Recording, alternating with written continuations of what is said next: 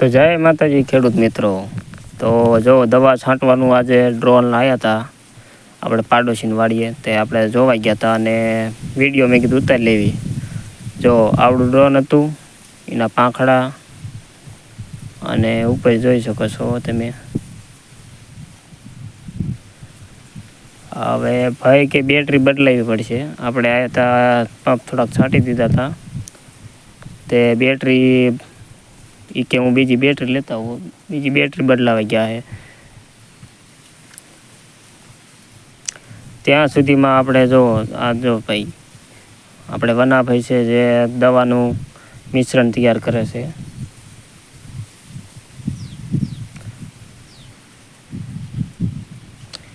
તમારે જે પણ દવા છાંટવી દવાનું મિશ્રણ તૈયાર કરી નાખવાનું। 12 લીટરની ડ્રોનની ટાંકી આવે છે।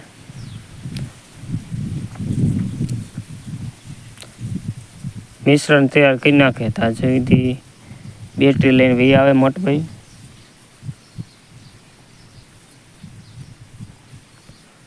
આ એના પાંખડા જો, અને આ એની ટાંકી અને આ એનો રિમોટ કંટ્રોલ કરવા માટે। ઉપર આવે જીપીએસ સિસ્ટમ।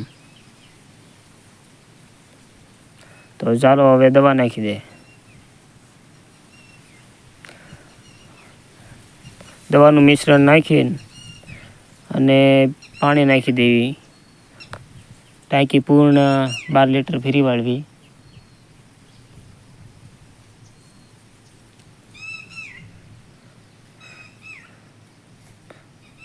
તો હવે બેટરી આપણે ભાઈ લાવીને મૂકી છે, તો હવે બેટરી લગાડી દે મોટભાઈ।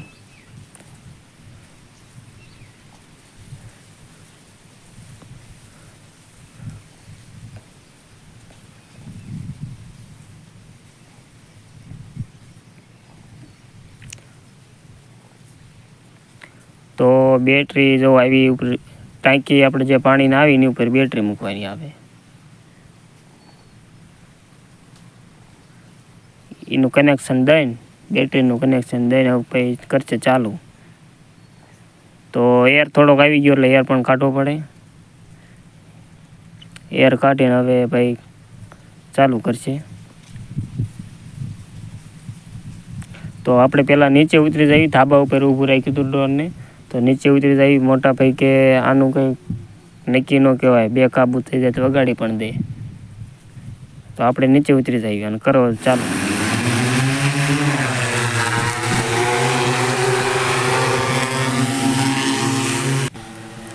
તો જો કપામાં દવા છાંટવાનું કામ શરૂ છે।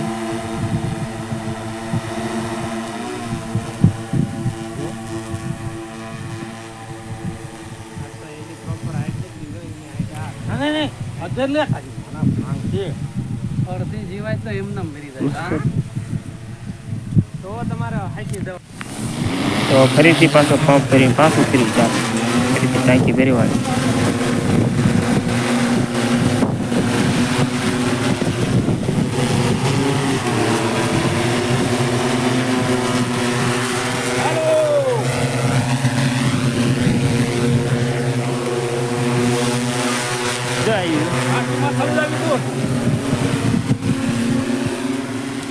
તો આ ટેકનોલોજી બહુ સારી છે ખેડૂતો માટે। મોટો કપા થાય એટલે કપામાં જઈ શકે નહીં, તે સેટથી આ દવા છાંટવામાં ભારી ઠીક રહે। અને આ ભાઈ જો કંટ્રોલ કરે છે ડ્રોનને। આપણે એકરનો ભાવ કંઈ પૂછ્યો નહોતો, આગલા વિડીયોમાં પૂછીને બતાવ્યું। ત્યાં સુધી જય માતાજી।